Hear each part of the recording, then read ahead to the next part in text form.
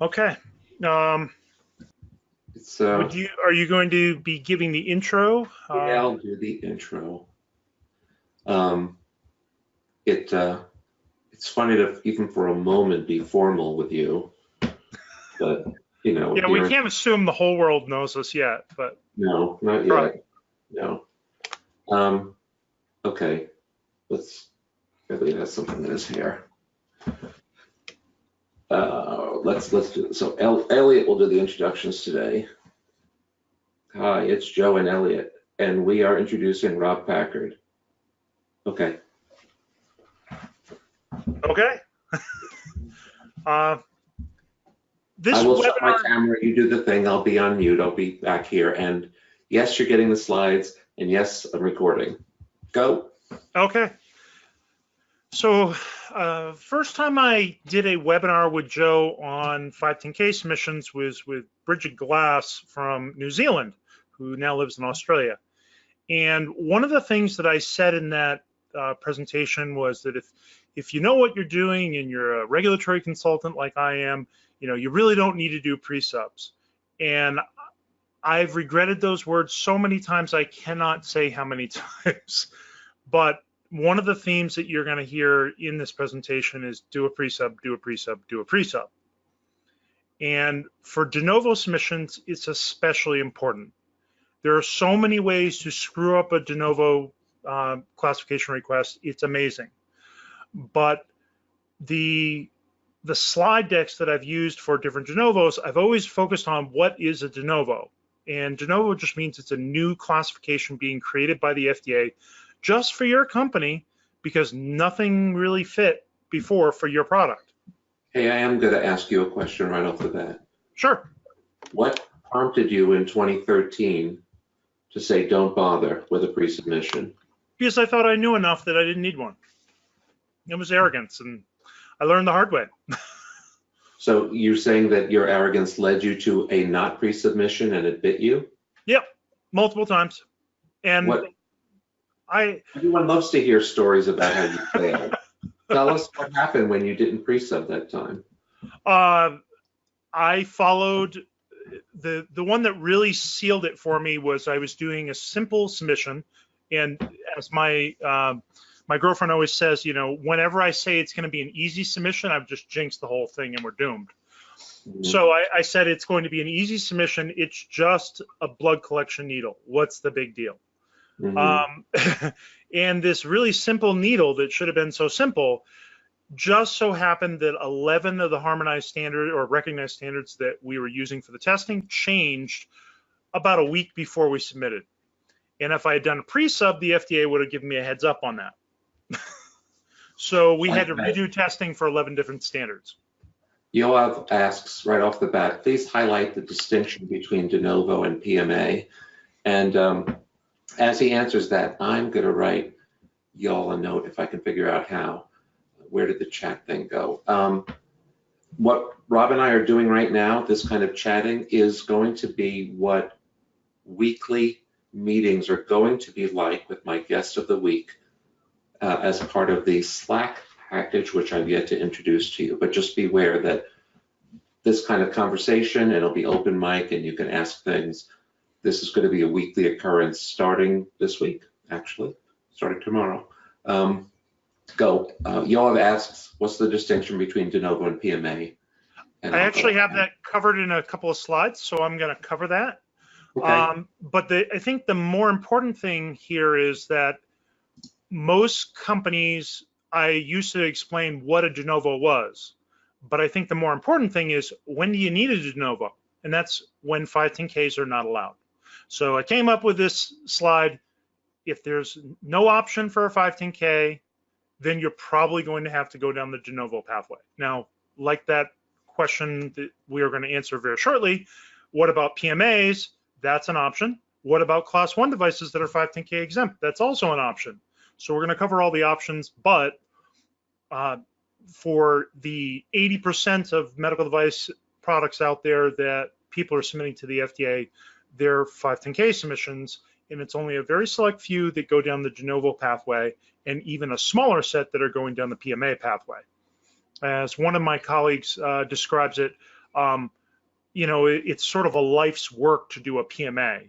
And whereas a de novo submission might be something that would be, you know, my big project for the quarter or the big project for the year, but it's not going to be a lifetime project because it just doesn't take that much longer than a 510K.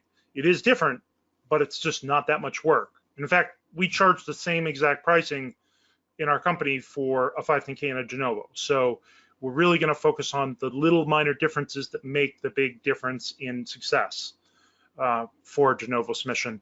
But you'll see as we go along that a lot more is the same than is different from a 510K, whereas a PMA is a whole nother world. Do your thing. We only have 40 slides to go. Yep. So this is the agenda, and stunning disaster is first. So I'm going to explain why I thought that it would be really easy to do a 510K submission and why I was wrong, and some of these other stunning disasters. So that first example that I gave just a few minutes ago, why you always should do a pre-sub. You never know when recognized standards are going to change. You never know when the FDA is going to release a guidance document. You never know when the predicate that you're working on is going to be recalled. The FDA is going to know before you do. So if you do a pre-sub and you ask those basic questions, is this predicate acceptable? Are any of the recognized standards going to be changing? Is there a new guidance document in the works that you could give me a draft of? I've actually had all those occur. So I've actually had the FDA say, oh, by the way, we have this guidance documents in draft form, but here you go. It never actually ended up getting published, but we got a copy of the guidance document so we could use that for all future submissions of that type. So you always want to do a pre-sub, but there's one other reason why you want to do a pre-sub, particularly for de novos, and that is to get the FDA on record that yes, they agree your device is not a 510K and it's a de novo. You have other options for getting that same statement out of them, but a pre-sub meeting is the least expensive because it costs you $0 in FDA fees. The other options cost more money, like a 513G. So first, you want to make sure that you have the right pathway. Now, the way most people do it is they will submit a 510K because they're sure they're right. And as I said earlier, you know, that just dooms your project to failure because you just said it's going to be easy and you know the right way to go. And arrogance will get you every time. And so instead of that, submit the pre-sub and ask the FDA, hey, we think it's a 510K, we think this is the predicate, we think this is an appropriate indication for use, is this appropriate? And the FDA will give you helpful advice most of the time. In fact, they've often said, yes, that's an acceptable predicate, but you really might want to consider this reference device, and here's the K number. And we've actually had them do that in writing. So that's fantastic input that, hey, you might need a reference device, and here's the reference device we recommend. Or, you know, that wouldn't be an appropriate 510K predicate because that product's no longer on the market. We recalled it for safety reasons, and I've had that as well. So you really need to make sure that you're going down the right pathway before you go any further. And you want to do that very, very early in the project before you've even done any verification validation testing, before you've frozen your design, very early in the design process. If you don't, then you could actually go through $5,000 submission to the, actually it's now $10,000 submission to the FDA, and you could find out that they're not going to accept your submission and reject it. You could go through the whole entire process of them reviewing it and then they reject it, which would be even worse. So that would be not only embarrassing, but costly and mostly cost you in time. The second thing that I have seen as a stunning disaster is doing the wrong test. And the example I gave at the beginning during our discussion was 11 different recognized standards changed a week before my submission. And that's not even an exaggeration. There were 11. But what tests should you be doing? So I have clients that are doing all kinds of different electrocardiogram devices right now. It seems to be a popular item to do a 510K on right now. And so a lot of companies are redesigning these Holter monitors so they can monitor ECG values. And they're not necessarily doing the right tests for their device. Yes, here's some examples of tests I've seen people do wrong. I've seen people do the European harmonized standards for IVD devices, but that's not recognized by the FDA, and the FDA won't accept it. I've seen people do the consumer products electrical safety testing instead of the medical device version of the electrical safety testing. So yes, it's electrical safety testing, but the FDA won't accept it. And I've also seen people do a standard that would be applicable for a slight variant of your product, but not for your product. Or they just missed the standard. One of the biggest standards I see missed a lot is the alarm standard. Everybody seems to get the grip if they've done electromedical devices before. We have IEC 6601-1, we have 6601-1-2, but they don't realize there's also a -1-8 for alarms. And I'm not an electrical safety expert. So imagine all the things that I'm missing that I use an electrical safety expert like Leo Eisner for. So you need to make sure you're doing the right tests, and you want to get the FDA's input on that. And if you're really good, you've actually reviewed the standards ahead of time, come up with a testing plan, and you're asking specific questions about certain tests. Maybe about sample size, maybe about how the test should be designed, how many samples you should be doing, what should be the test conditions, what should be the acceptance criteria, maybe rationales for not doing tests because you don't think it's applicable to your device. One of the biggest things is essential performance for anything electromedical. So those are all important questions that you should be asking. You should be always submitting a test plan and getting confirmation and feedback from the FDA. You're doing the right tests and you're doing them the right way before you do them, not after, because they can't review your data except in a submission. The third way that you can really go wrong is ask the FDA, not like what they told you, and think that just doing it your way will work. That doesn't really work. So if you don't believe the FDA, if you think the FDA is wrong, you're going to have to convince them in a very compelling scientific way with a justification. And so if you do that pre-sub like I recommended you do, and you don't like what the FDA says, it doesn't really work to sit there and argue with them in your 1-hour call with the FDA. That's not a productive way to do it. The right way to do it is say, okay, let us think about that and come back with a response in our next submission. And then you go back and you think about it from the FDA's perspective and do a little bit of homework, and maybe you come up with a good reason why maybe the FDA misunderstood, or maybe they didn't have all the information, maybe didn't communicate it clearly, but a lot of times they've got a valid point. I had an example the other day where somebody was saying, well, we have 50, right now we're testing the system with 50 patients and 2 monitors for this software. And they said, well, what happens when you have 10,000 patients on this system? If you have these alarms going to the corresponding number of technicians that are monitoring it, you're going to be getting 200, I think it was 200 alarms to each person real time. So instead of getting 1 per hour, now you're getting 200 per hour, and the noise from all the alarms will keep people from doing their job. So don't just ignore the FDA's advice. And if you're doing a de novo submission, especially don't ignore their advice in a clinical study, because now you run the risk of having to repeat your clinical study. And yes, that happens quite a bit. I've had 3 different de novo clients that asked the FDA questions after they had done their clinical study, or just didn't ask and went ahead and did the submission, said we don't need a pre-sub, and each of them found out the hard way that they had to repeat their clinical study and decided, hey, we'll go to Canada instead. So you definitely want to ask the FDA before you spend money on testing and before you spend money on clinical studies. Make sure that the FDA is giving you advice on this testing beforehand and listen to it. And if you want further evidence of how bad things can get, and you want a little bit of humor, click on the YouTube link after the presentation. It has absolutely nothing to do with medical devices, but it's one of my hobbies. I like to design boats, and this shows the disasters of designing a boat that works on hydrofoil technology, or at least what can happen. But as a side note, the boat that flips over in the video, they actually won the race at the end because they run multiple, it's like best of 10 or something, and they actually won in the end. So not all disasters end in bad news. And now to the question that somebody had asked, what is the difference between a de novo and a PMA? And to be a little bit more comprehensive, I'm going to cover all the types of submissions.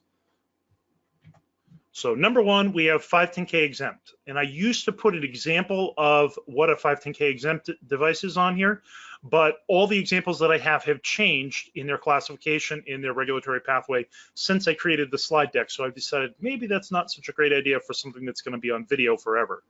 So the price tag, I've listed the fiscal year. It changes every year, and I've only seen it go down once and only by a few bucks. So plan on it going up each year.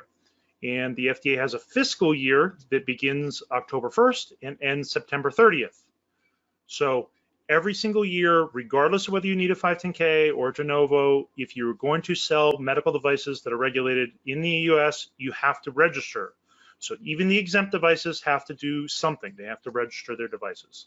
And there is a fee associated with that, but the fee is for as many devices as you have. So whether you have one device or 50, you pay that fee once a year, one time for each location that you have. So that's the 510K exempt route. And I won't say it's for just class ones because it's most class one. There are some class one that require a 510K.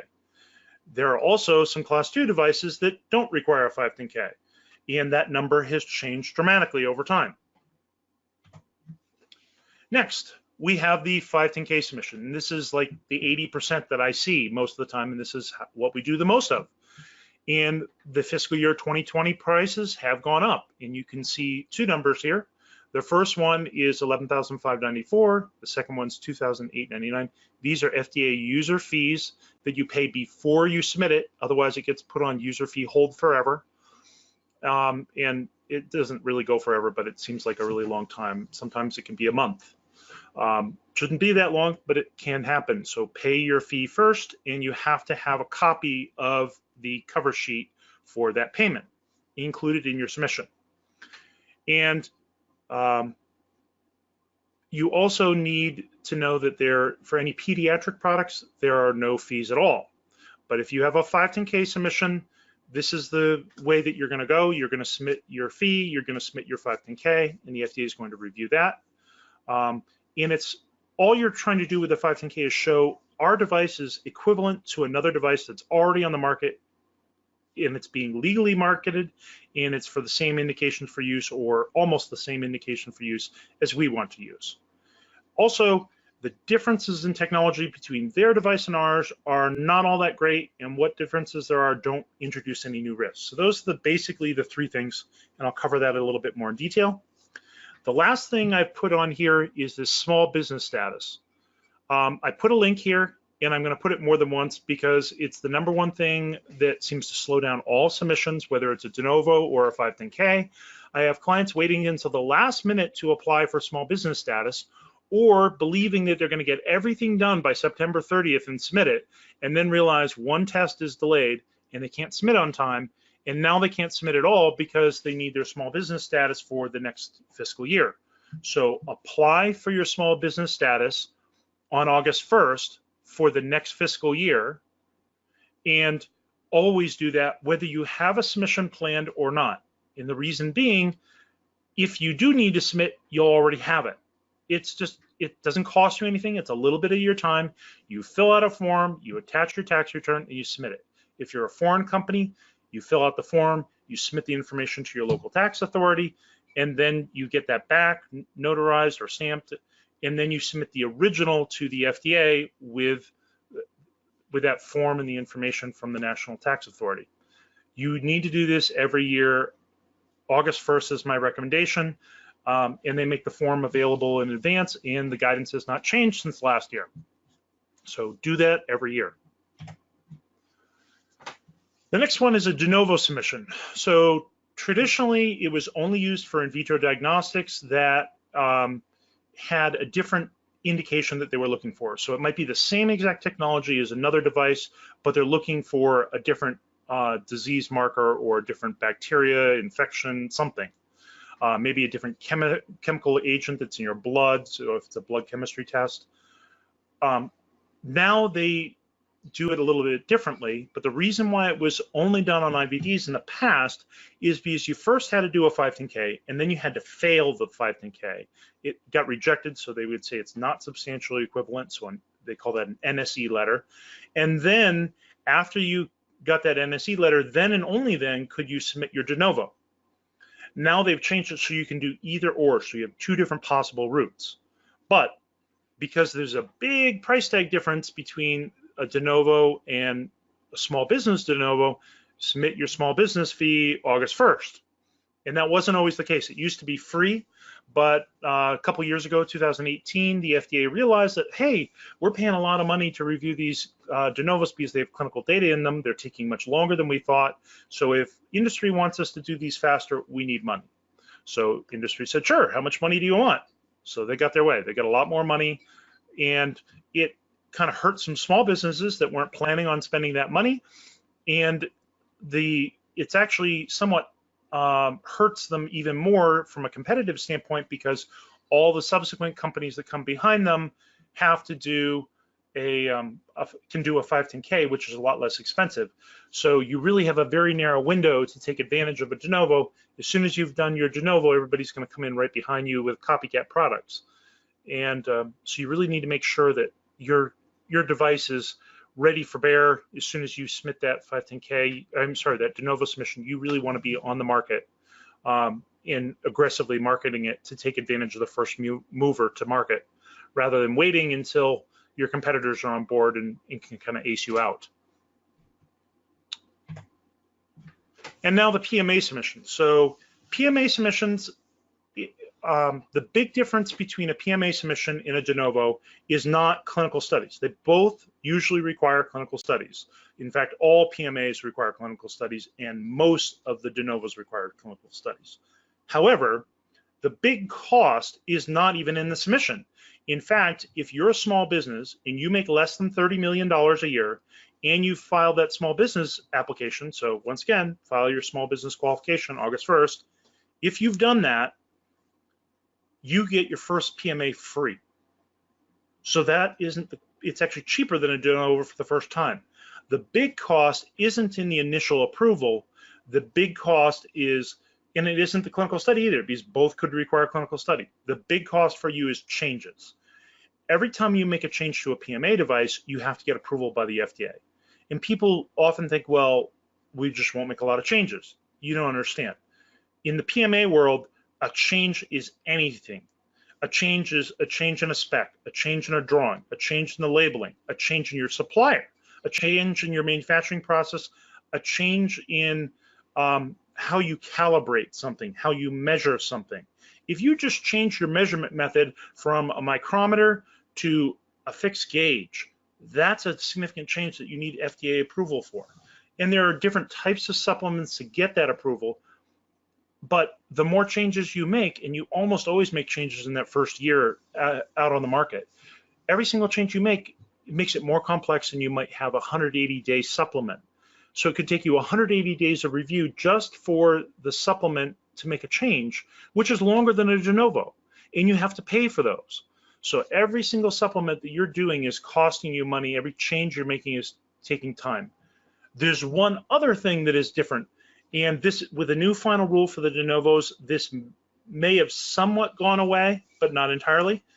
The FDA now has the provision in the final rule that if they want to do an inspection prior to de novo approval, they can. And they can do it for your manufacturing process, just like they do for a PMA, but they can also do it for your clinical data. So they can look at clinical or manufacturing.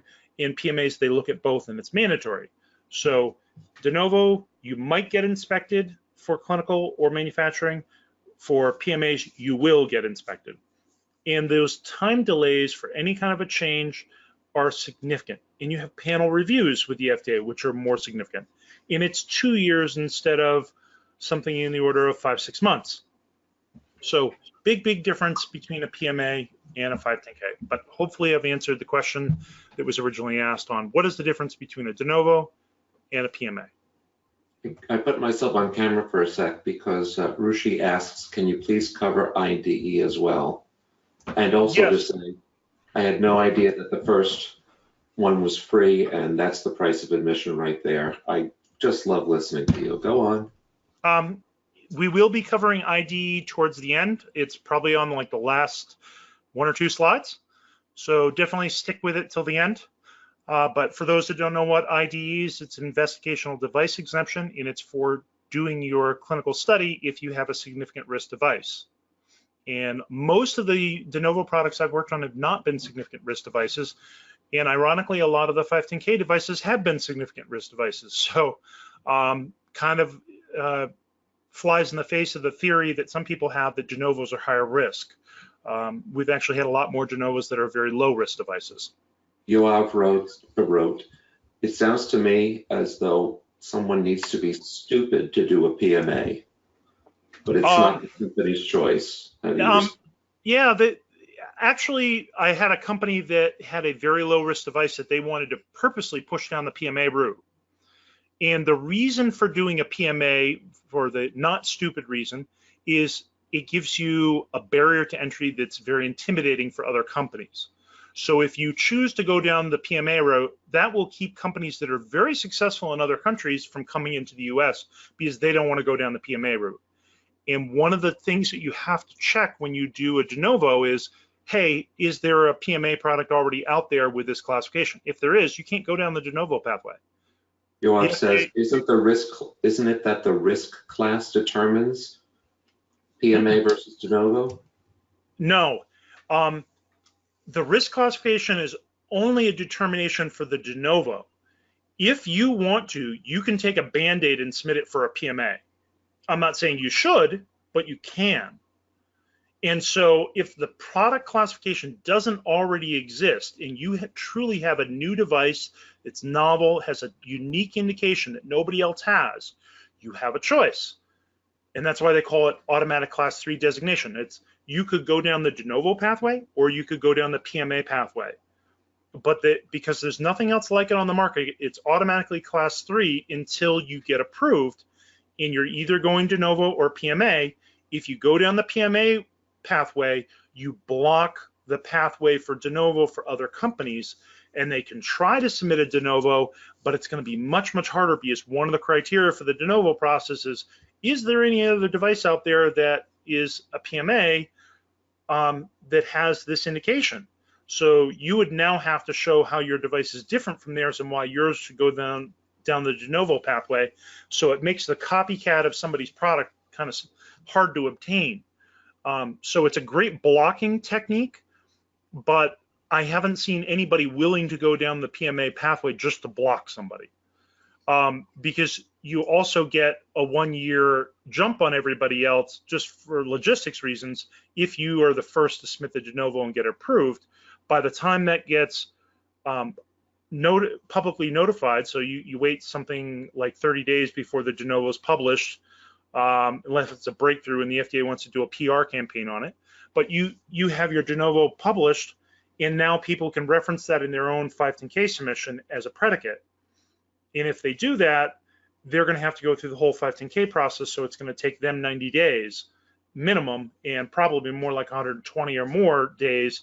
Plus, they might have to come up with a testing plan based on yours, unless they just got lucky and happen to already have all that testing done. Much more likely they have to do the testing, so that would add another 100 days. So you're probably looking at an order of 250 or so days from the time you get your de novo to the time that somebody else can get their 510K clearance. And that first mover advantage is pretty significant. And if you're good, that should be enough, and you shouldn't have to make the extreme effort of going down the PMA pathway.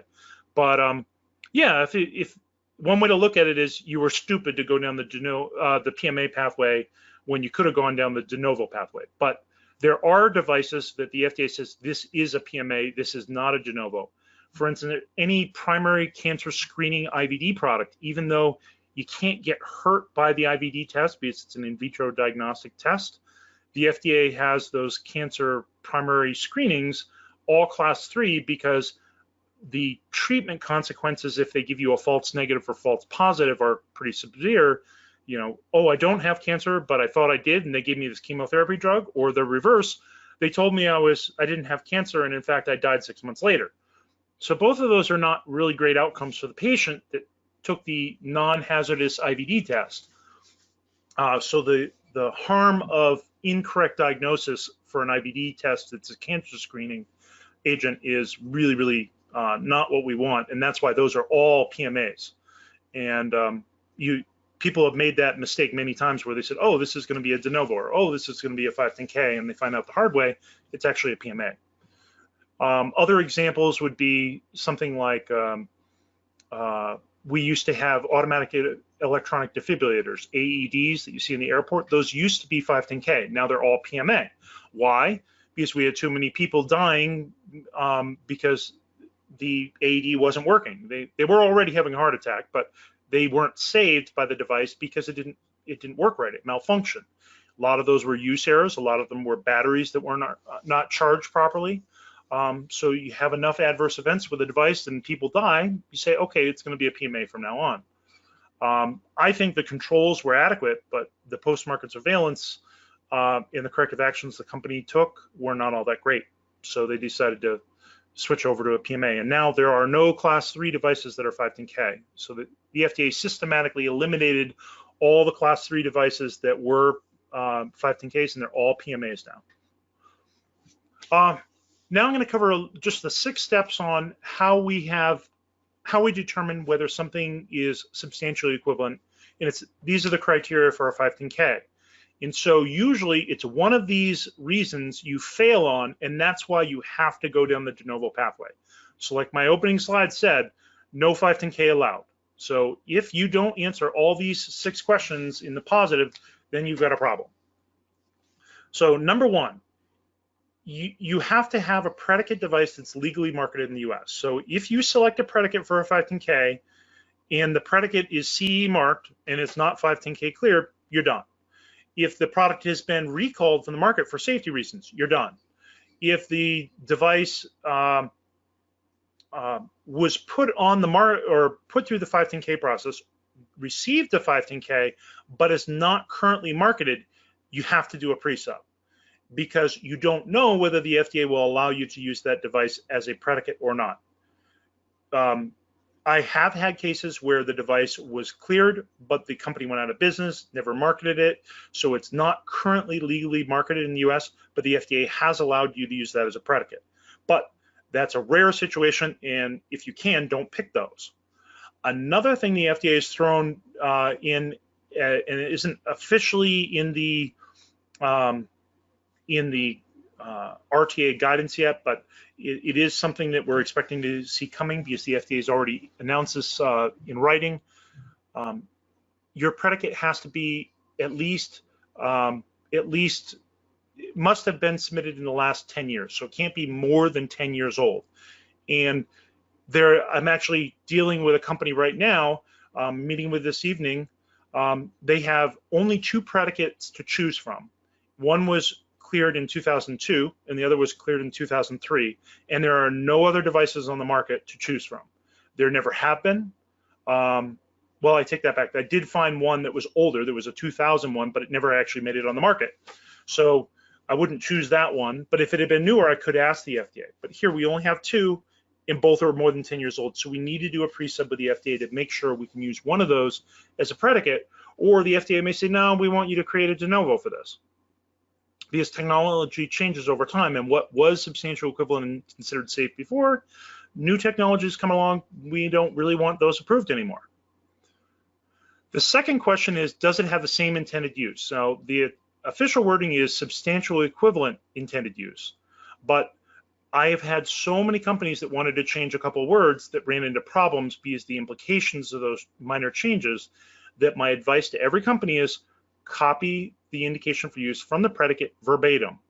Now, it's okay usually to remove something. So if they have 5 different claims in their indication for use and you only meet 4 of those, that's much easier to get through. But adding a claim, very, very difficult to do. So in general, the first step I always recommend to a company is look on the FDA registration database, make sure it's currently registered as a product that's being legally sold. So that means in the last year it's been legally sold. And then number 2, copy the indication for use for that product. The third step is the part that most people focus on. So they get number 1 and number 2 wrong, but they focus on number 3 and ask all their questions about number 3. So number 3 is, does it have the same technological characteristics? If that question answers no, then you go to question 4. You don't automatically fail. So it's okay, then we go on to question 4 and see what that answer is. And a lot of technology is changing. It's becoming smaller, it's becoming mobile, it's becoming electronic, it's got Bluetooth, Wi-Fi. We're adding all kinds of functionality. We're using AI technology to detect things. So what are we gonna, what would be a new device that wouldn't have new technology? Almost everything does. So we often see even 510K products go on to number 4, and the question there is, does the technology add a new risk? So if the old device was electronic and yours is mechanical, that's a different technology. And the mechanical mechanism that it's using to stimulate the body or whatever could actually cause physical injury, whereas the electrical could cause electrical shock and burn you. So those are 2 different technologies with 2 different risks of safety and efficacy. So therefore, they would fail on number 4 and should not be considered substantial equivalent. The FDA has not consistently applied this rule and has caused some confusion by allowing some devices that went from electrical to pneumatic to go on the market. And there are technologies that are using different coatings and different materials.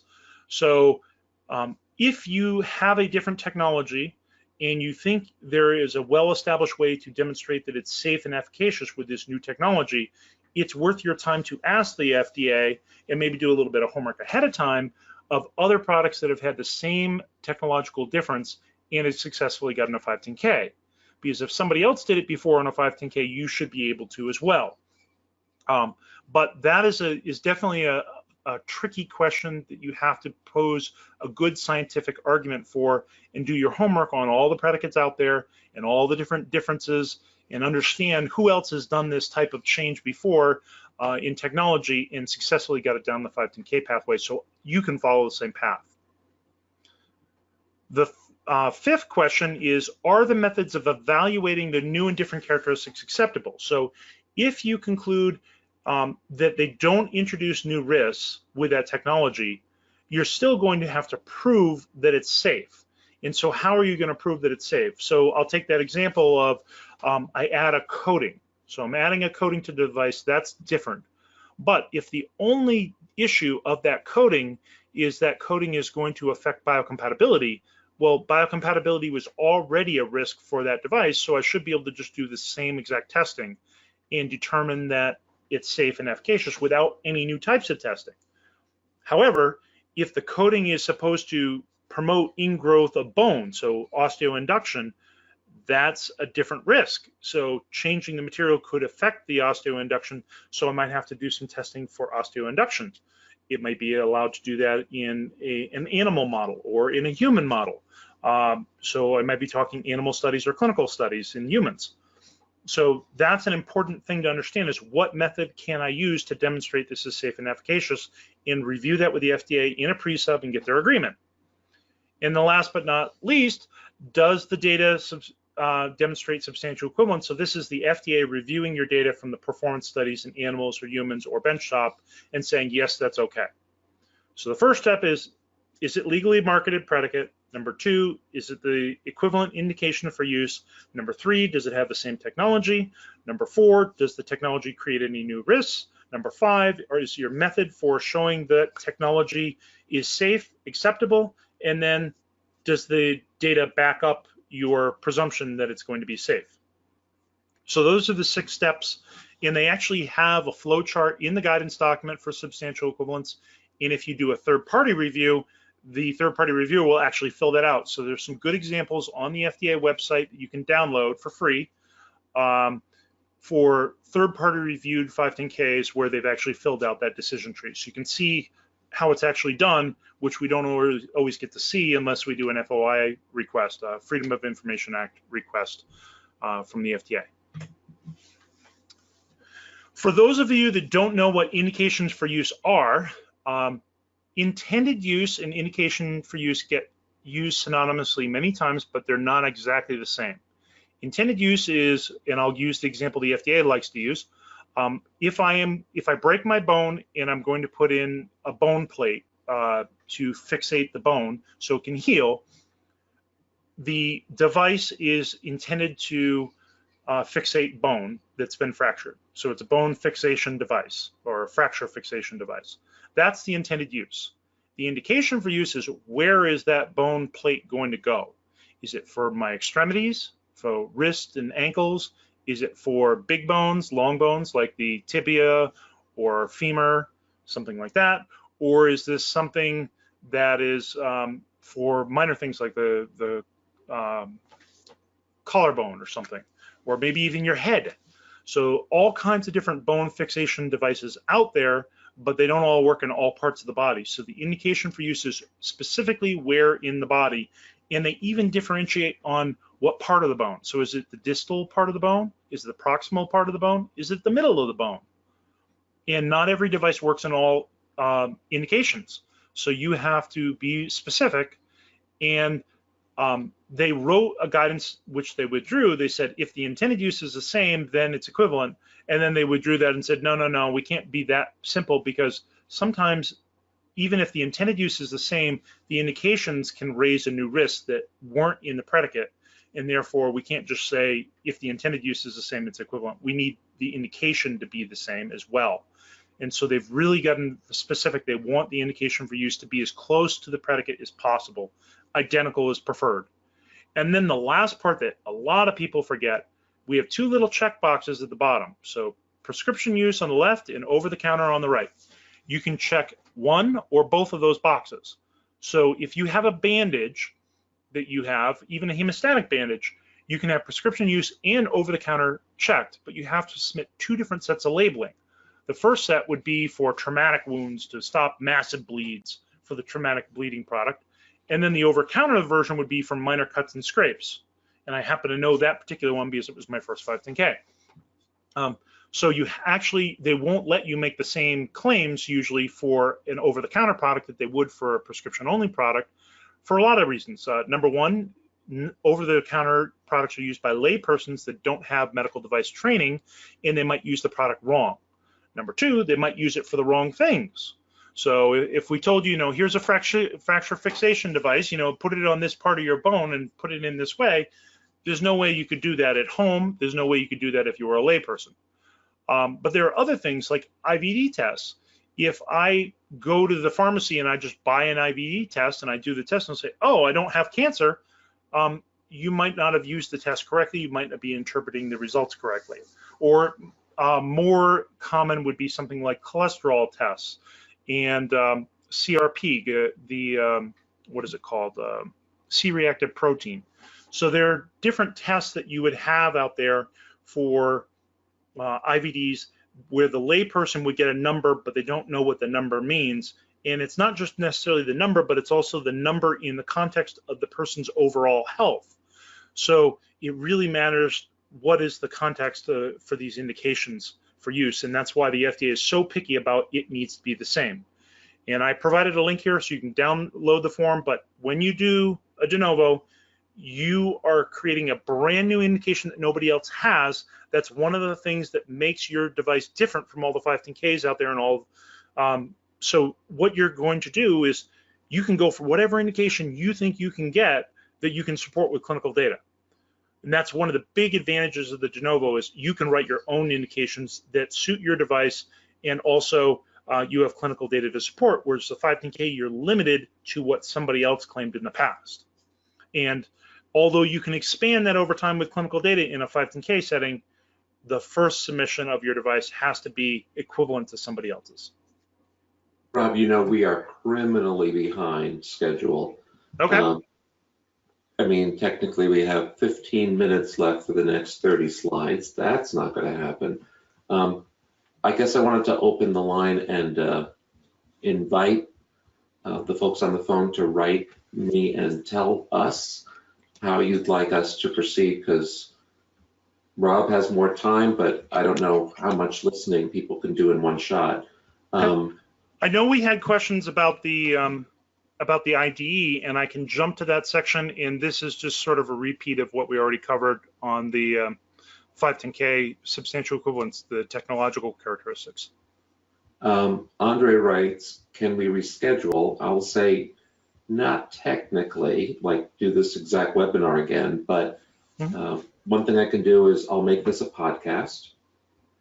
And Andre, I'll put the note to everyone again to consider joining the Slack channel that I'm launching next week formally. And basically what Rob and I are doing now, I mean, Rob's not going to be available every week, and we're going to let some other people talk too. But I'm going to be doing this kind of thing with folks every week on all sorts of topics. It won't be a formal presentation. It'll be more like a conversation. But as you can see, Rob is quite conversational in his approach. And that's what I anticipate what I'm calling NVG team meetings to be every week. And depending on your location, it's probably going to be Friday mornings. I think I'll do some insanely late Thursday evening ones for me that will make it accessible for folks who don't live in my time zones. So Rob, continue, and I guess we'll stop going. I'm going to cover the areas that I think people are going to be most interested in, and this is just regurgitation of what is in the FDA guidance on 510Ks for what are technological characteristics. And as I said before, there are two options for de novo. One, you go through the 510K process first and fail. Option number two is you know already that it's different. You verify that with a pre-sub and then go submit directly as a de novo right out of the box. So those are the two options for the de novo pathway. Now I have a couple of examples. The first one on the left is an older de novo. It's 2010. The first two numbers, just like on a 510K, are the years, so 2010.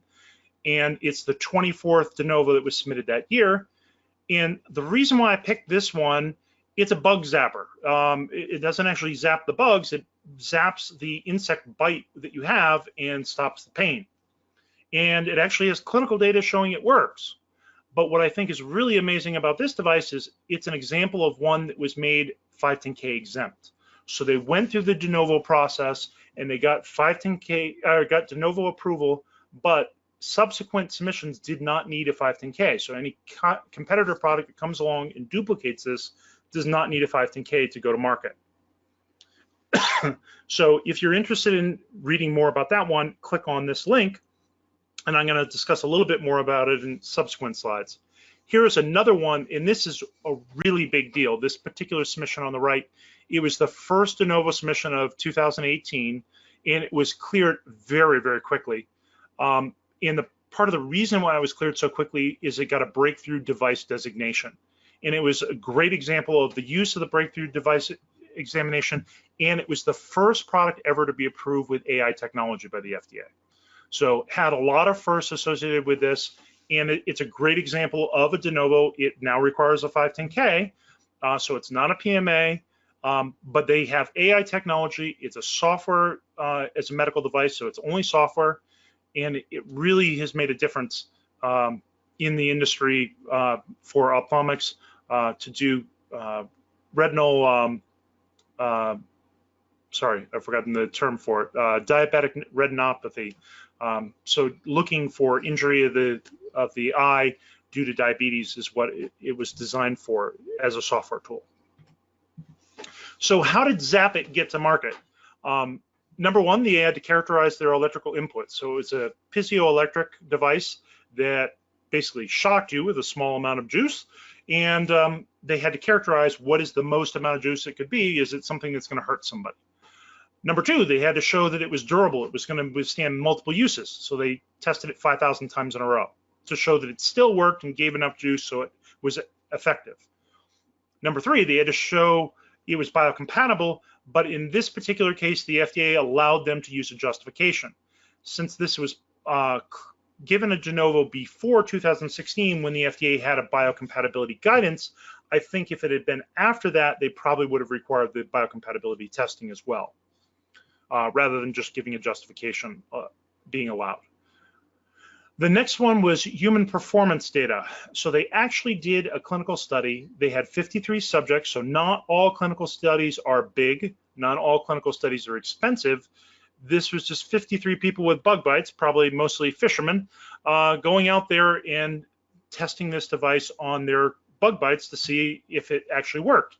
And they use a visual analog scale, which is one of the common methods for gathering in a semi-quantitative way information about subjective things like, does it hurt? Does your bug bite still hurt? And then they had that, in this particular case, it was a 0 to 100 scale, and they had 9 different time points. And the primary endpoint was you had to have a 40% reduction in that pain score that the person subjectively told you at time 15 minutes. And the secondary endpoint was the length and the width of the swelling. That secondary endpoint showed almost no difference between the control group and the experimental group, but the primary endpoint, they had significant statistical significance. And so here are the 2 graphs, and they use simple statistics here. They show P is less than 0.05 in a t-test. So they show these are definitely different groups. And I think typically I would expect them to say, you know, we want to see non-inferiority or superiority or some other type of statistical analysis, but this one was very, very easy. There wasn't any question that was clearly better than the placebo group.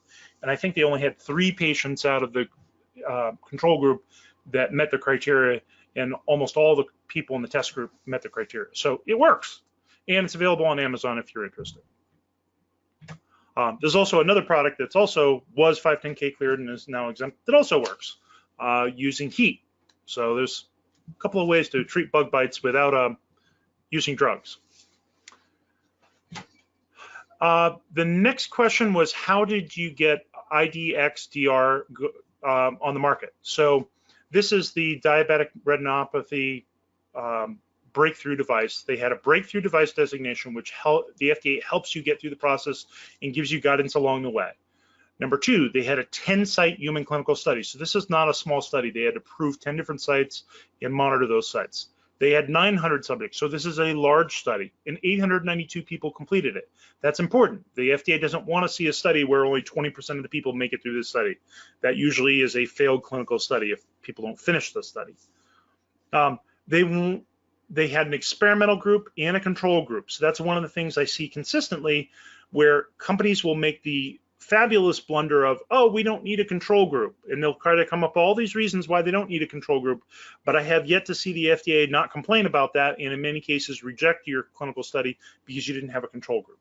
So anticipate right up, you're going to have a control group. And no matter how bad it is to have a sham, it's better than no control group. So they're going to want a control group.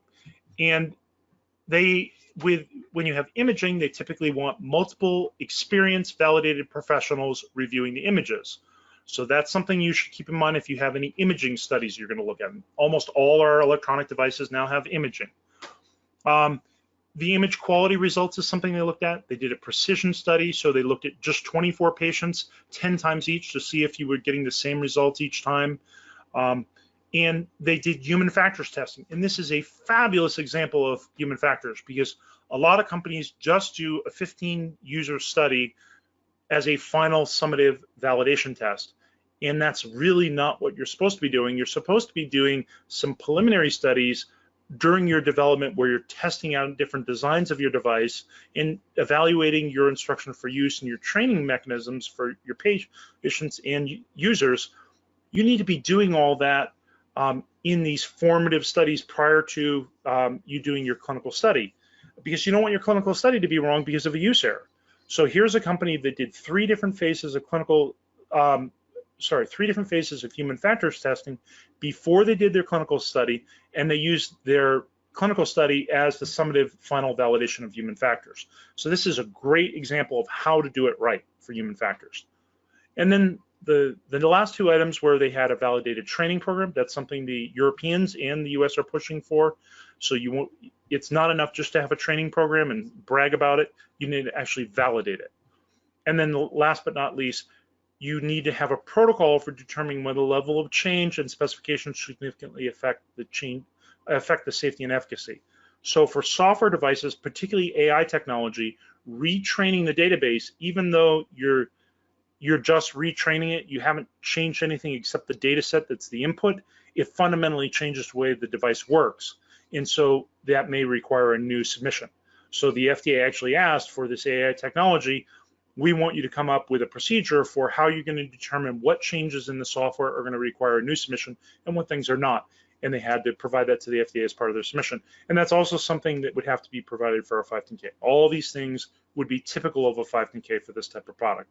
So if you've got an AI product, this is sort of the how-to manual from the first one that the FDA did. And the results, they had sensitivity, specificity, positive prediction, negative prediction, imageability. So this is how many times they did the 24 patients, 10 times each to try to see if it would get them the same result. And the precision study, they had 99.6% precision. So all of this data shows that this is a really strong analytical or diagnostic test for diabetic retinopathy, even though it's all done by a computer. It's not, the technician is taking a picture and running it through the software and gets a result. Now they're trained and they had a very well done, validated training program, but it's still a technician that's just pushing a button on a camera.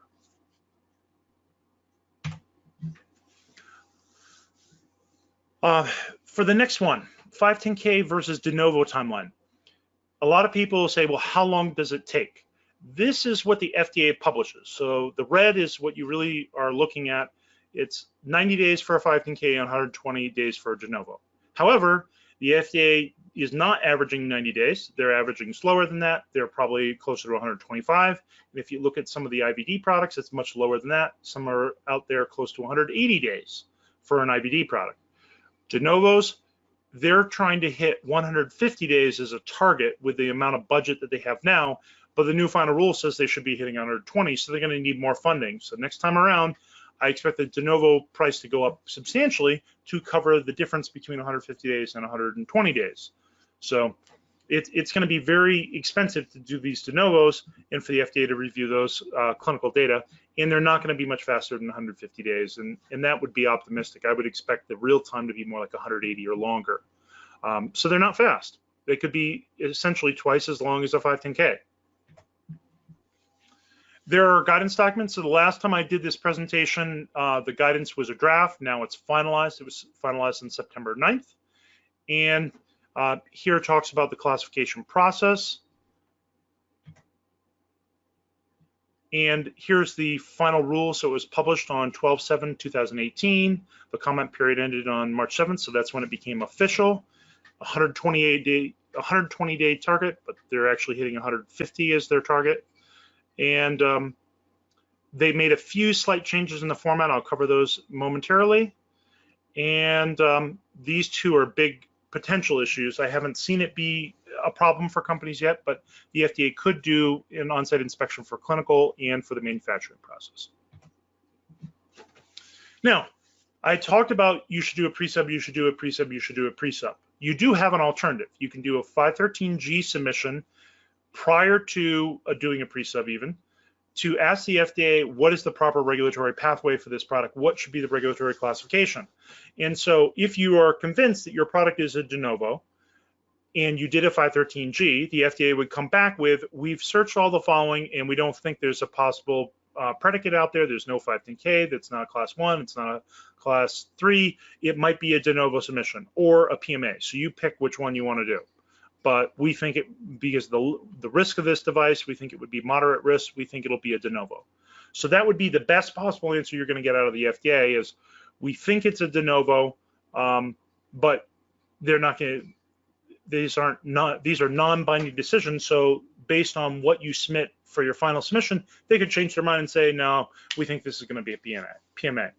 So you pay $4,603 for a standard fee, $2,302 for a small business fee. You wait 60 days and you may get an answer that may hold water later on. It might not. Or you can do a pre-sub, which doesn't cost this fee, and get the answers out of the FDA. I have had 2 times when the FDA came back to me and said, we'd like you to submit a 513G, and they gave a good reason for that, where they wanted more time and more resources to do more research on what kinds of precedent had already been set for other devices in the past, because we were looking at pre-amendment devices. However, for all the other pre-subs where we've had de novos, the FDA has been very helpful in the pre-sub process to agree, yes, this is going to be a de novo. And I've had several 510K potential submissions where the FDA said, no, this isn't going to be a 510K, this is going to be a de novo. So the de novo process, the way to get there is typically a pre-sub, but this is another option. Robert, it's an hour, so I'm interjecting just to say I know some people will drop off. For those who can stay on, that means fewer people and more time with you and Rob. Okay. And I have already shared the link for the slides, as well as your extra goodie that you gave in the email. Tell me what that is, the table of contents. Go ahead. Yeah, so a lot of people don't know what the format and content of a de novo is. So what we do is we create a table of contents that is a template for the table of contents, and we color code it as a project management tool. So red means the document doesn't exist yet. Yellow means it's in progress and there's some things waiting. We usually indicate that in red font next to it. This is what's remaining to be worked on that document. And then green means it's ready to submit. And we even have a blue color code for things that need signatures by the client. So there's 3 or 4 documents that need the client signature, and we blue color code those. So it's just a very simple stoplight approach to management. If your boss asks you every week, what's the status of that de novo submission, you can just show them the table of contents and say, it's more green than it was last week, and here's the things in red that we still need to do. So it's a free download, go ahead and get it, and I'll add that Rob is already sharing these kinds of things on the regulatory and quality channel on our workspace. We've got a lot of stuff that we can share. So if people have questions and I get a couple of requests for it, I may just upload it to Slack, and that way people can download it. Can you be a bit more online today on Slack? So we had a few people join during the call. They might be hitting you up with a follow-up question or two. Yeah, I'll be able to check Slack a few times today. I have 2 big meetings this afternoon, but I will be able to check Slack and answer some questions. Okay. It's funny, the hour came and went, nobody left, so keep going. Okay, so for pre-sub meetings, there's a guidance document on the types of pre-sub meetings. This is something the FDA recently updated. I did not provide the updates as to what ones they've done, but there was some this year. So you definitely want to look at the pre-sub meeting guidance. If you need help with a pre-sub, then I definitely recommend that. We do pre-subs every single week, and I mean every single week. I don't think I've had a week in the last 6 months, even when I was on vacation, where we didn't have a pre-sub going out. Sometimes we have multiple of them. We had 1 week where we had 3 or 4 of them go out. So we do these all the time. The only purpose of a pre-sub is to ask the FDA a question. I had one client submit a pre-sub request to the FDA that had no questions, so they got it rejected because there were no questions. And then they came to us and asked for help. So always you have to ask a question. There is a checklist for it, and one of the things they're looking for is a detailed device description, because they can't always answer your questions without understanding what your device does. And sometimes the responses you get are, we weren't really sure what you meant here, so we're guessing, and they often guess wrong. So make sure that you are clear in your device description, pictures, drawings, detailed explanation of what your device does and what it looks like and how it works, what the indication is, what your regulatory pathway is, what your predicate is. And if you think it's going to be a de novo, they actually have specific things that you should be putting in there about the summary of methods that you've gone to determine why it's not a 510K and why it's not a PMA, why you think it's a moderate risk and it should be a de novo. Those are the kinds of things you should be putting in that document to ask the FDA. And you want to ask very specific questions and give them the references to the supporting documentation. This is the general indication of what is the minimum requirements for a pre-sub. So you would want to identify it as a de novo application. That's what the purpose of it is going to be. if this is an actual de novo submission, it would say de novo application or de novo classification request. But if it's a pre-sub, then you're going to need to say this is a pre-submission request to ask questions about a subsequent de novo classification request. So it depends on what type of submission is, but that's the kind of information you have to have in your cover letter. You would say what the device name is, what the indication for use are, the sponsor contact information. If I'm submitting as a consultant, I also have to provide my information, and then the device category questions. What are your questions about the device? This is sort of my template for a cover letter for a regular 510K submission, but we also use it for de novo, and I have templates for all of these. So if you're having trouble with that, that's one of the things we help clients with, is providing them with templates, showing them how to fill them out, and we have webinars for every single type of template.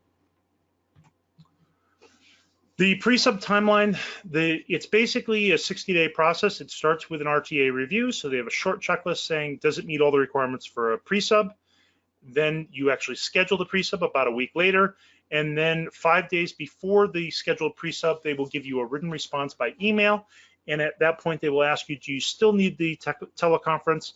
And you have 3 options. Option 1, you can ask right up front, we only want an email response. Option number 2, we'd like a teleconference. Option 3, you can be in person. And I have a webinar all about pre-subs, but in general, the FDA would prefer not to do a face-to-face, and I've seen very few cases where face-to-face pre-sub makes a lot of sense. The cases where it makes sense is you've got a clinical expert, so a clinical research coordinator, or that is working for your company, or a CRO that's working for your company, and they're going to physically go to the FDA and answer and ask the questions from the FDA during the de novo pre-sub or pre-IDE meeting. That's when it makes sense to have a face-to-face. The other time it makes sense is when you have a device that you can demonstrate, and really you have something that's hard to envision, but if they get a demonstration, it's much more powerful. But I have yet to see anything that you can really demonstrate well in person that you couldn't have done with video. So I encourage people to do video, and that is something that you can submit to the FDA. You just need to know how to do the e-copy, but it's a miscellaneous file that you attach and zip to the FDA. Okay, so when should you have a pre-sub? The earliest time to do it is when you first identified what your testing plan should be. So if you don't know what the tests are that your device needs to pass, then you're not quite ready for the pre-sub. If you know what tests you need to do, you know what the relevant recognized standards are, and you know what the regulatory pathway probably is, and you know what a predicate probably is, now you're ready to do a pre-sub. The latest time is when you've done design freeze and you've started testing. Now it's kind of too late, because all the questions you would have asked would have been about the testing plan. But definitely before you do a clinical study, because you don't want to spend all that money for a clinical study and then ask the FDA if it's okay. You want to ask first and then do the study based on their feedback. That's where you always do the pre-sub first, and you always listen to the FDA rather than wasting money on a study they're not going to agree with. And I've actually drawn a diagram here, and I have this in my design training and risk management training as well. But this would be where you approve your plan, phase 1, end of phase 1, your first design review. Your second design review, you approve your inputs. This is any point after that would be okay for a pre-sub. And then design freeze is here. That's too late for a pre-sub. So anytime in this development phase where you're iteratively changing your design and trying to come up with the best way to address the risks of that design. And if you want to learn more about this, I actually have a risk management webinar, and I actually also have an article I just posted on human factors, where we actually explain where human factors would fit in here as well. Preliminary RTA questions. So these are the questions that the FDA would ask when they receive your de novo. They ask, is it a combination product? Just because it's a combination product, that doesn't mean you have to submit to CDER, the drug side of the FDA. Sometimes it's just checking a box, yes, it's a combination product.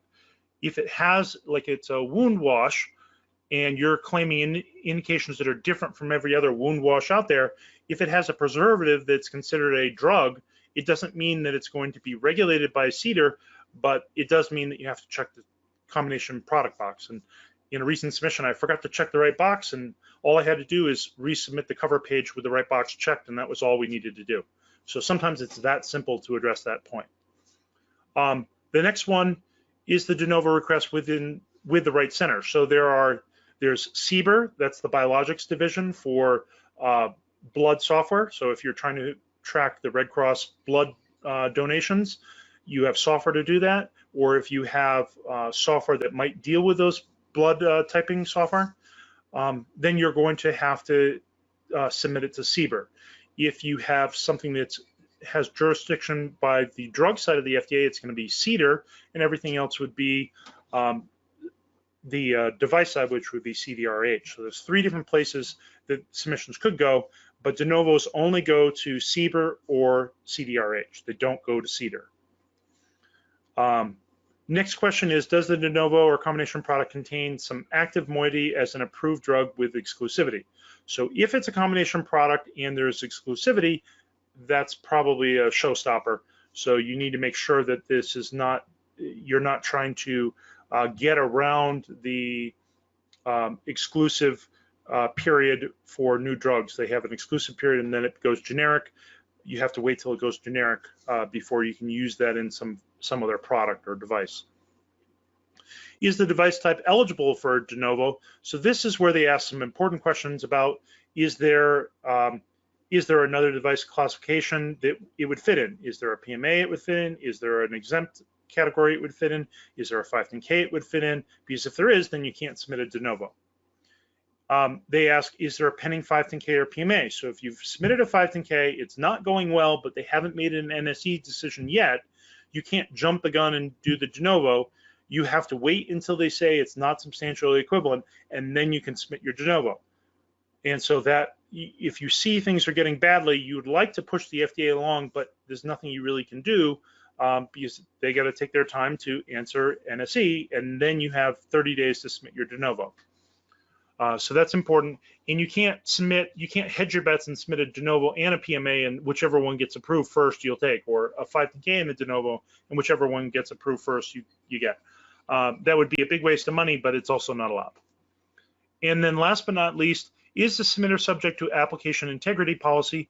You'll have to click on the RTA checklist and understand what that means. But basically, if somebody is subject to that integrity policy, they're basically on a blacklist for something that they've done probably related to a clinical study, and they're not going to be able to submit. Could be for a lot of different reasons. It may sound more insidious than it really is, but when companies don't follow rules for clinical studies and things like that, it has consequences until they get out from under that problem. There are 3 basic things that they ask both in 510Ks and de novos. Number 1, does it have a table of contents? Number 2, are all the sections labeled? And number 3, are all the pages numbered? We as a company always use volume and document structure. We always have a table of contents and we always use the same templates. Why? So we have these 3 questions always answered. And the advantage of the volume and document structure, it makes it much easier to change a document or add a document at the last minute without repaginating your whole entire submission. Other companies that do a document-only structure, they have to repaginate paginate at the very end, just in case they've changed something or add a couple of words that goes on to the next page and it changes the page count. So I prefer that structure, but that's the fundamental reason, is so I don't have to repaginate everything at the end. And if I make a last-minute addition, it's not going to throw out my whole table of contents out of whack. I just add a row. So that's why we use that structure, but we've explained it in a lot of different places, and you could watch the video that Joe has from the 510K, and I explained it more in detail there, or you could look at the download of the table of contents we provide. Next, acceptance checklist. So they have Appendix A is the acceptance checklist. This is basically, are we going to accept your de novo? And these are all the things they're looking for. And there are a couple of unique things to de novos. One of them is this classification information and supporting data that you should look at very closely. Another thing that's unique here is the benefit risk analysis. And because most de novos require human clinical data, you have this, and financial disclosures always go with human clinical data. If you do a clinical study, you need to show evidence with somebody's signature and date that they weren't bribed to give good results. So you fill out one of these two forms to attest to that statement that nobody was financially incentivized to give good data. For Appendix B, the content checklist, everything needs to be in English. That's true for all your test reports as well. It can be in another language, but then you have to translate it and provide the translation. You need to identify the trade name of your device. That's usually in multiple places. I put it on the header of every single page. List the prior submissions. So this includes any de novos, any 513Gs, any failed 510Ks, no matter how many there have been. You have to provide that in multiple places. You need to provide it on the cover sheet and in the cover letter. And if you had open issues, you have to address those open issues. So you'll actually make what I call a response memo. So you list the open issues from each document, and then you explain how you've addressed those open issues. So if the FDA had a concern about the long-term use of the device, well, we added endpoints that were further out so we could look at the long-term use effects of this device. That would be an example. And then for the classification summary, this is unique to de novos. They want to see that there's no legally marketed device of the same type. Otherwise, it wouldn't be a new classification. It'd be a 510K or PMA. List potential similar classification codes. So you would list all the ones that are similar, even though they're not the same, and you would provide a rationale for why you think your de novo classification makes sense, even though there are similar codes out there. Just saying there aren't any usually doesn't fly. You need to say how you systematically looked for ones and were not able to find them. And if you are having trouble, there's always the 513G or hire a consultant to help you. The content checklist continued. These are some more things that they want to see in the content. So summary of risks and risk controls is not in every submission. 510Ks usually only have this if it's an abbreviated 510K where they've identified specific risks they want you to address. For de novo, they want a summary of all the risks and the risk controls, and they want a benefit risk analysis. So that's something that's very unique to de novos, and you need to learn how to do that or hire somebody to help you with it. They also have animal performance, human performance, labeling, and declarations of conformity. The declarations of conformity is also in 510K. The labeling is also in 510Ks. Animal data and human data is less common in 510Ks. Usually you can do it with benchtop testing, but more and more the FDA is looking for animal or clinical data. So that's becoming more and more common. Maybe about 10% of 510Ks and 80–90% of de novos. I've highlighted in red for the de novo request, these are the things that are unique. So we have alternate practices and procedures. So they want to know what other ways could you treat this person. So if you have a treatment for stopping or for treating dry eye, for example, because there are a couple of de novo products out there for dry eye, what are the alternatives? So if you're submitting a new one for dry eye, you're going to have to list those other devices that treat dry eye, including the drugs that are available for dry eye. You're going to explain what the risks are, and I don't like the word mitigations because in 2007 they eliminated that word from the ISO standard, but the FDA still uses it. It's risk controls is what is the correct term from 14971, but this is what the FDA uses. Summary of risks and risk controls. The standards that you've applied. So that's not required. Actually, that one is required in 510Ks, but it's new to the final rule. It wasn't in there before. The summary of studies is in there, and that's something that's new. The technological sections or technical sections they've added. They want any kind of literature data, so bibliographies, copies of the actual reports from the bibliography, not just abstracts. They would like samples if they can get it. They even ask that for those sometimes in 510Ks. Labeling and advertisements, and other information like if it's being submitted by another person. So those are some of the new things that were in the final rule that were not in there before, but this benefit risk is unique to de novos, and this classification summary and the classification recommendation and the proposed special control. So 8, 9, 10, and 14 are all things that are unique to de novos that are not in other types of submissions. This is just the stoplight approach that we use for project planning. But here's an example. So we actually provided to Joe a template of our de novo one. This is from the 510K, But as you can see, we have volume and document structure, and then we list how many pages are in it. That's how we paginate everything. We just put the page numbers on the bottom of the document. We don't even add the section number, even though we have sections. The sections are basically the volume, so section 1, section 2, section 3. But the FDA has been fine with this for several years, with all our submissions just saying how many pages are in that section and having the section clearly identified. So this is how we wants to know if that is slide 32 for the submission or for the pre-sub meeting? Slide 32.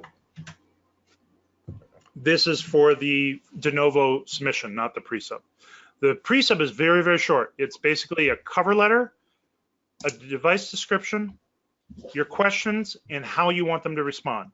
And it doesn't matter whether it's a de novo or a 510K, it's the same thing. You're asking, you're saying, here's a cover letter explaining why you're submitting a pre-sub and what the pre-sub is for. Number 2, you're submitting a device description so they know what device this is about. Number 3, whatever questions you have, if you don't submit questions, it gets rejected. And then last but not least, how do you want them to respond? Do you want an email response, teleconference, or face-to-face, and propose dates if it's a teleconference or face-to-face? We usually pick the 60th day, the 61st day, and the 62nd day for our requested dates, and we usually request a teleconference unless it's a simple clarification that we are asking while we're doing some testing. That's a follow-up from a previous pre-sub, and I have a couple of examples of those.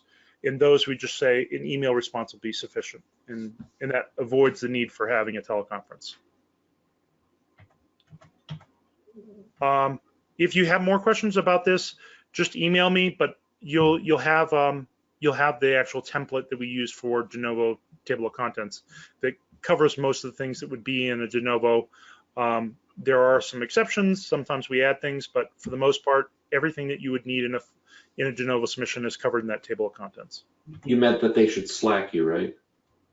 Yes, they could Slack me, and you'd have to be a part of Joe's group, but I'm one of the regulatory experts there. The next item, if you are searching for classification, this is how you're going to determine there's no other device out there like ours. You first have to search. So one of the simple ways is to do a Boolean search. You go into this database, you click on new search. The way you get here is you go to fda.gov, medical devices, go to the bottom of the page, and it has a link for databases, and then you type in new search, or click on the link for new search. You can also click on this link here, and you can also use Google because Google finds this page very quickly. I have it hyperlinked on my homepage, so I just click on that real quick.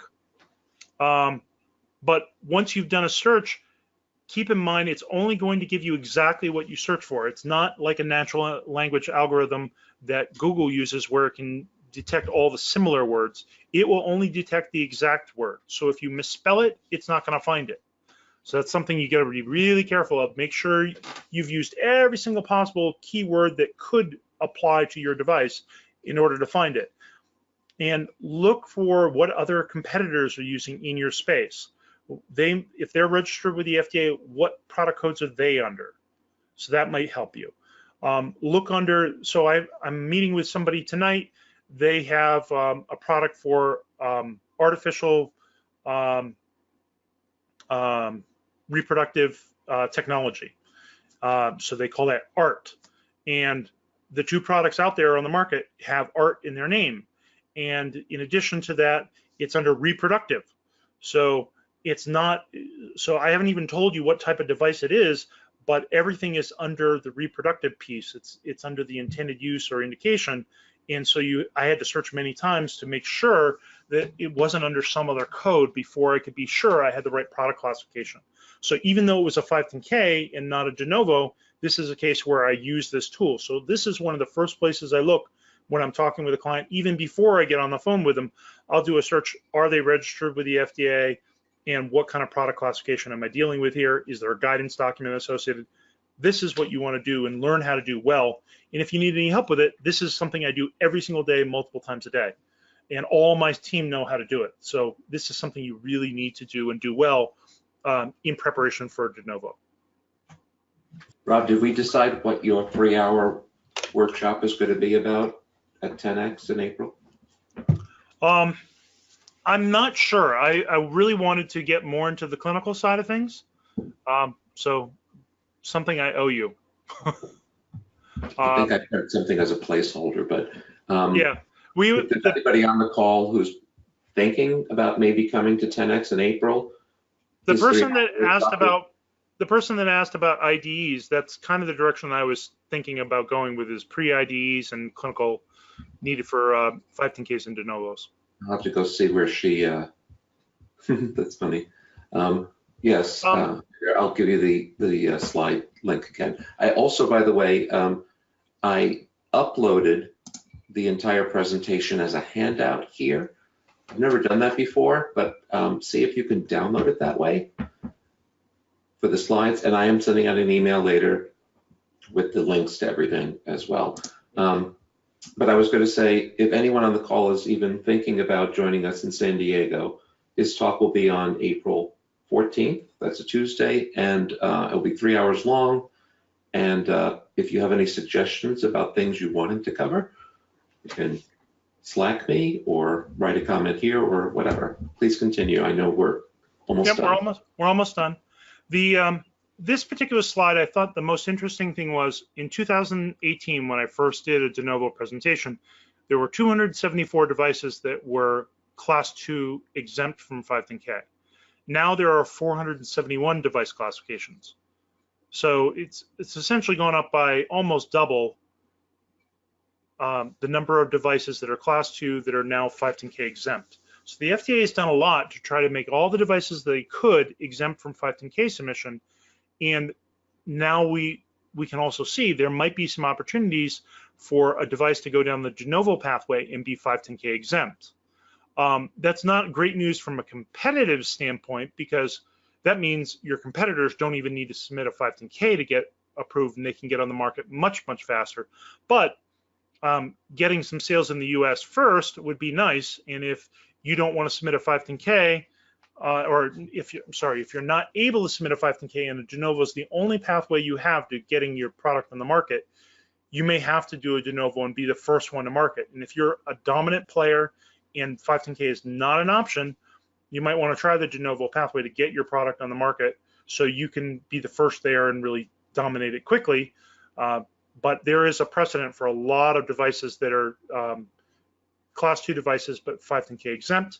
And there is that example I gave in this presentation of the Zapit product that actually they did a de novo submission, and they did a very small clinical study, only 50-something subjects, and they were able to get it approved as a new classification, but now they don't have to do a 510K and nobody else does either.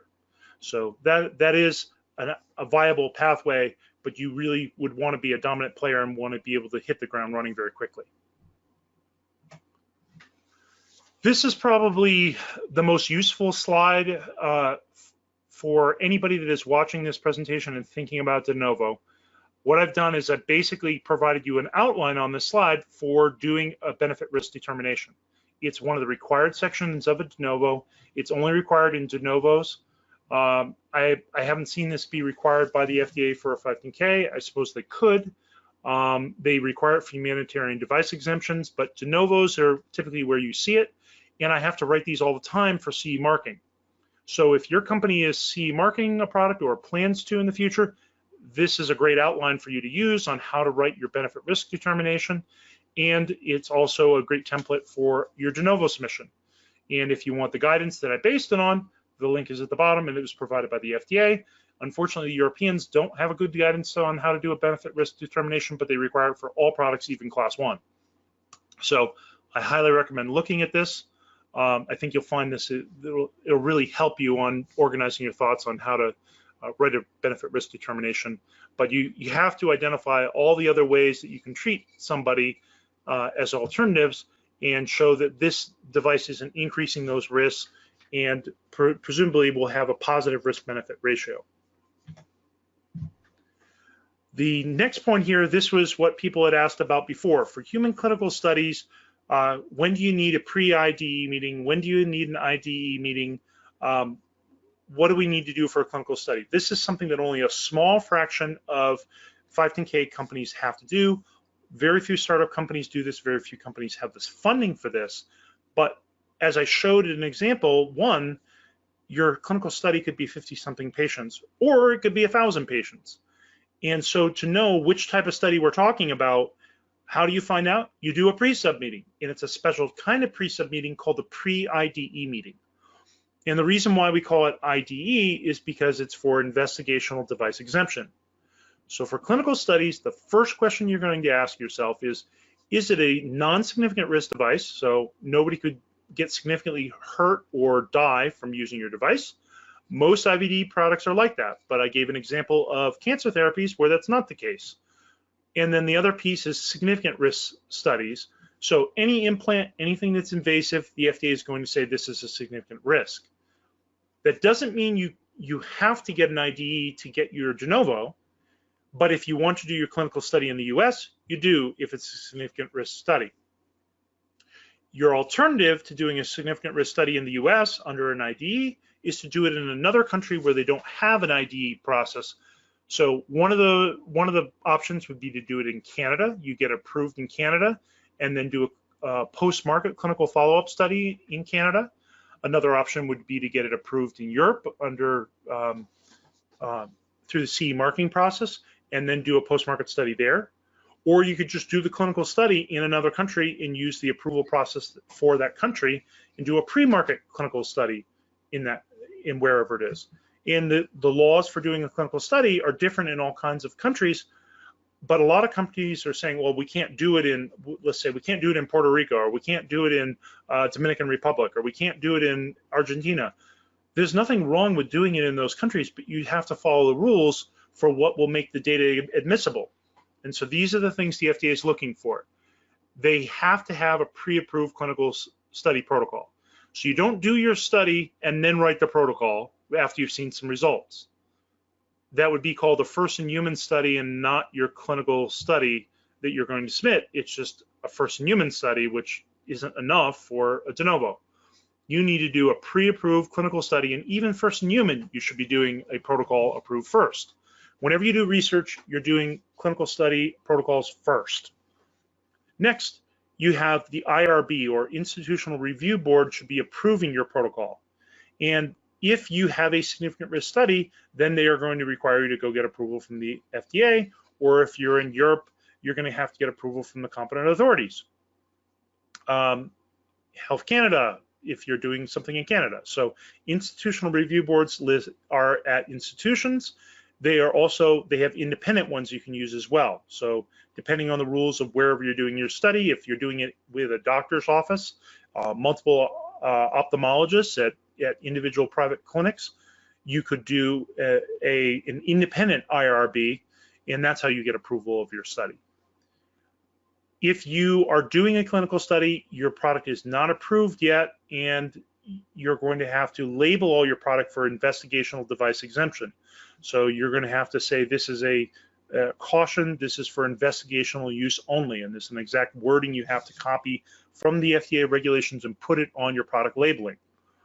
You have to have informed consent, so you can't use any data from your study without your patients saying yes you can, or subjects in this case saying yes you can use this data, and that should be part of the protocol, is the informed consent and the patient information brochure that you're going to provide to patients, explaining the risks of the study and explaining the side effects and explaining follow-up actions. All that should explaining how the data is going to be used. You also have the General Data Protection Act in Europe that you have to consider. So when you gather this data, you need to have informed consent from all the subjects in the study. You have to have a pre-approved study. You have to have IRB approval. And if it's a significant risk, you have to have IDE approval. All the studies must be done under good clinical practices. If you don't know what that means, you're not qualified to run the study. You need somebody else to hire somebody that knows what they're doing to run the study. Now you could learn, you can go on to CDRH Learn and you can take the videos and take the exams and learn and study. It's all available free, but you need to understand what good clinical practices are before you do a study, not after or during. For the location of the study, the FDA will allow you to do it outside the country. To do that, there's actually a webinar that I have here a link of. You can download that. It's just the presentation, not the actual, not an actual video of it. It's just a slide deck. But it's the FDA's thoughts, or one representative from the FDA's thoughts on doing a study outside the US and what you should keep in mind and consider in order to make that data count. And one of the top things they say is make sure you follow GCPs. And then the second one is actually an FDA guidance that the FDA recently released on accepting foreign data. So the FDA now has a formal guidance. This was done before the formal guidance. So those two should be very helpful to you. One of my clients had their clinical data not accepted because they didn't do a statistical analysis plan. They got their protocol approved, but without statistical analysis. So what good is it without acceptance criteria and statistical plan? So you have to have your statistical plan as part of the protocol that is approved. You have to provide the raw data, the statistical data. So if you look on our table of contents template, we actually have a place for that to go. And they want the raw data. So it is possible to put it in an Excel spreadsheet, but normally it's in more of a different format that's used for statistical data. And if there are any adverse events, you're going to have to provide the raw data collection for all the adverse events. So any patients, subjects that had adverse events, you're going to need those data collection sheets for those patients, not just the summary of the data. And then financial disclosures, that I had discussed that earlier. Anybody that conducts the clinical study, an investigator, you need to show proof that they have not been financially incentivized to give good data. So those are all the showstoppers in the human clinical study arena that you may not be familiar with. Now, could we do a whole webinar just on clinical studies? Yeah, we could do a whole book. I have a 1,000-page book upstairs on just how to do clinical studies, and it's a beginner book. And I have one of my employees, we sent him off to school to get an undergraduate degree on clinical research. So that's just so we can understand the jargon and help give companies basic guidance. But most of the time, we're actually bringing in a CRO expert that actually will help them with the statistical design, help them write the protocol, and help with the pre-sub or pre-IDE meeting with the FDA. So this is a very big deal.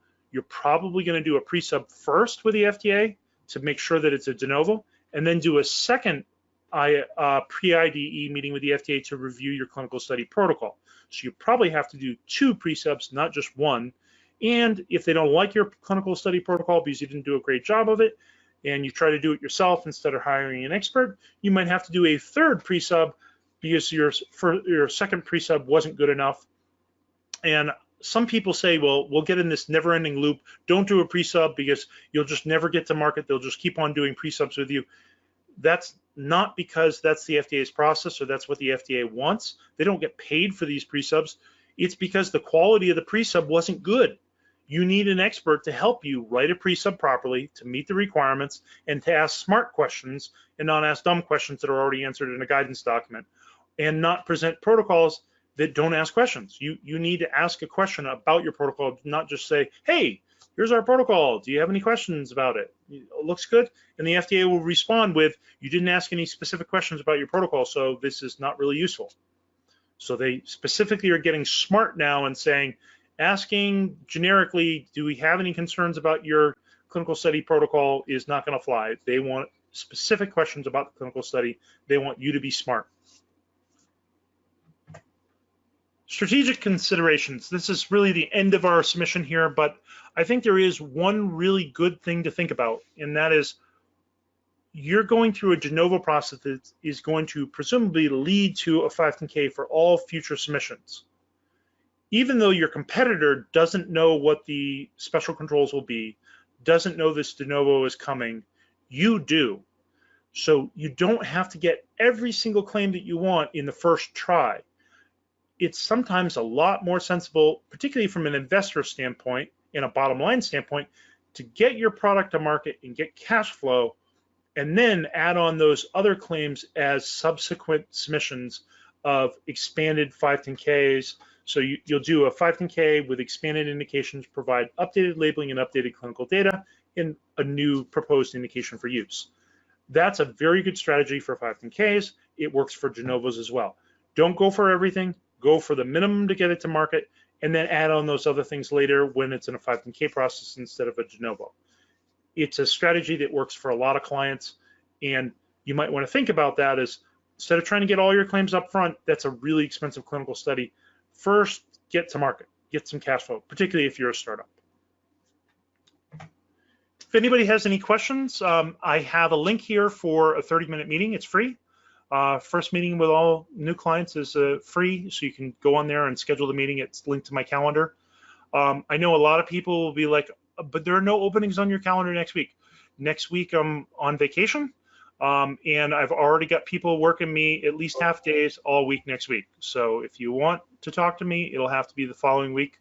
I think there might be a couple minutes left tomorrow, but pretty much everybody's got to schedule something the week after next. But if you have a quick question, you could try it in Slack. I'll be checking Slack, so you can, there's an incentive to try out the Slack channel. I also have Skype, and I have email, and I have my call, so you could leave a message, but I usually am running a couple days behind in answering telephone messages. So my phone rings all day long, all night long, and I put it on airplane mode so I can sleep. That's it for today. Questions? Yeah, I don't know about anyone else, but I'm exhausted. I'm taking a nap after this. I have one question that, actually I have two questions that I'll ask because I think we are in information overload. Yoav asks, we had a pre-sub meeting regarding DEN. I don't know what that means, but maybe you De Novo. do. Yep. Okay. It's an abbreviation for De Novo. With a specific clinical application. FDA advised against going after a specific clinical indication, but rather as a generic ablation tool, saving time and money for the company. Good advice. That comes up to that fantastic disasters. Listen to the FDA. They have very good advice. If this is also what we would have done for 510Ks. You want to start with a generic indication. It's easier to get the approval. It's easier to design the study. It's more likely to give you a big market. Get it on the market, show that it's safe and efficacious, then do a 510K with expanded indications presenting more clinical data. If you want to have a whole bunch of different user types, get it approved for one user type and then add on the others. But specific indications are not recommended for 510Ks. They're not recommended for De Novos unless it's second, third, fourth submission and you're trying to carve out a notch and provide clinical claims.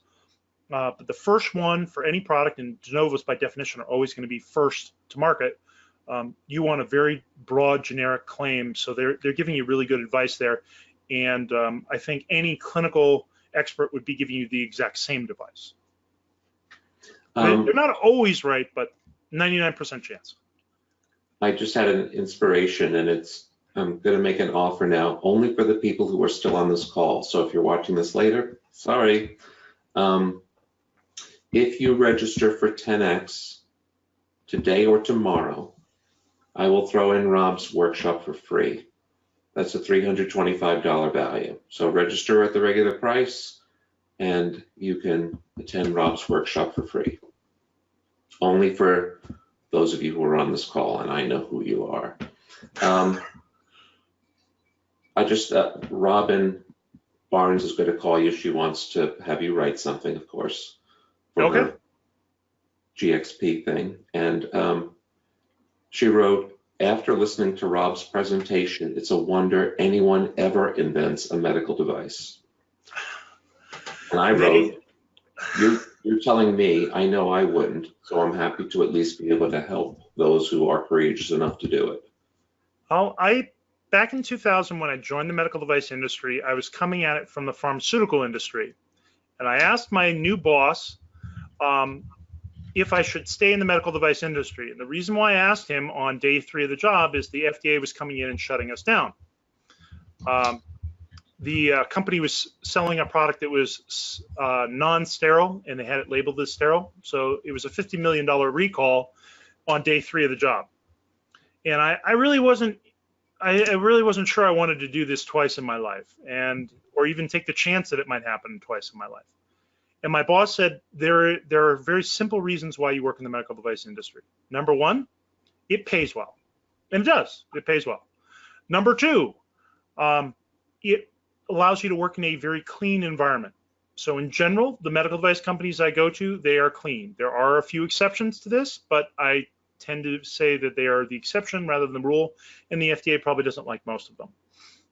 And then the third reason I thought was the most compelling reason, and it's really the reason why most of the people do what they do, and why I give all my pediatric clients discounts. So just so you know, if you have a pediatric only product, I will be giving you a discount, promise. It's because we want to help people. I have a client that has a stroke product. I have underbilled them so much on that project because they're trying to do something that everybody's been trying to do for literally a decade. They've been trying to treat strokes and have much better clinical outcomes for the stroke intervention. And this company's got a solution that works, but they need to get it through the FDA. It's going to be a de novo pathway, and it's going to be a long road. They're going to have to do a really expensive clinical study, and everybody's been trying, but how do you get down that road? Well, you have to have people that are dedicated. The owner has invested their own money, and it's a really big deal. So if you're one of those people out there that wants to get into the medical device industry, part of the reason why most people want to get in is they're going to help people. They're going to save lives. First medical company wasn't such a great success, but the second medical device company I worked with, they were a product called QuickClot, owned by Z-Medica, and they stopped traumatic bleeding. And so this product was used when tourniquets failed. And I would best categorize myself as a pacifist for the most part, and definitely come from that upbringing. Yet I work for a military supplier. Why? Because we were helping people stop bleed to death. So that seemed like a trade-off that I was willing to take. And I felt it really wasn't violating my principles to save lives, even though they were military soldiers. And I met a lot of people in the military that I was really proud of because they had saved so many lives. And so that's something to think about when you're in this industry is, are you saving lives or are you just making money? So if you have money that you're thinking about investing, or you're thinking about wanting to start a business, think about the benefits of your product. That's why the FDA changed the wording of their policy from risk benefit to benefit risk. They wanted you to focus on the clinical benefits of your product first, and then worry about the risks. It's not that it's an afterthought. It's if your product doesn't have clinical benefits, it's just making money, then we don't want to approve it. So that's what we're all about. A couple of quick notes came in while you were talking. First, Dave says, great seminar. Thanks for all the info. Yoav has apparently been holding out on us. He says, I have done multiple PMAs, so a de novo is a snap. See my TED Talk. I'm just learning about the TED Talk now. Okay. Definitely share that with me in Slack. Duke said that it appears as though I'm using Elliot as a treatment, a vehicle for treatment. So I actually wonder, I think I've seen this question on the group, can a dog be classified as a medical device? No. I don't even have to look that one up. But, specifically for therapy? I'm not saying that you couldn't create a virtual dog that would be used as therapy. I know there is a company that has a software device, an app, that is used for therapy for anxiety and all kinds of other things. But no, a living thing that's a pet, I think, would not get through the IACO committee. Okay. Paul Stein says that he has a device so new that he doesn't know if it's a potential de novo or a PMA. So how does he go about positioning his pre-sub meeting? I'm thinking, tell Rob what the thing is and he'll advise you. On Slack, Paul. Yep. And you could do a 513G. I put the price tag up there for that. But you'd have to know how to write a device description. Whereas if you call me, I'll give you the device description for free and show you how to fill it out, and you can hire me and you'll have a much better outcome with that first pre-sub. Dr. Tony says he agrees that the benefit to humanity has to be the driving force. Yeah. Rushi asks, if you are conducting trials in healthy humans, do you still need an IDE or can you conduct the study using an IRB only? Yeah, it doesn't have to do with whether the person's healthy. It has to do what is the risk of use of the device or risk of delay in treatment or risk of incorrect diagnosis if it's an IVD product. So it's really has nothing to do with how healthy you were when you walked in. It's what happens to you as a consequence of treatment or diagnosis. And the FDA does have some guidelines for it, but they have some exclusion criteria. So if it's invasive in any way, probably no. Exceptions would be things you stick up your nose, things you stick in your mouth. Those would be potentially non-significant risk devices.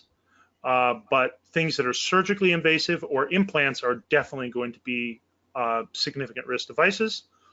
Like I gave the example of the cancer IVD products, but usually if there's any doubt, we can usually talk with somebody that's a clinical expert and get a pretty quick answer.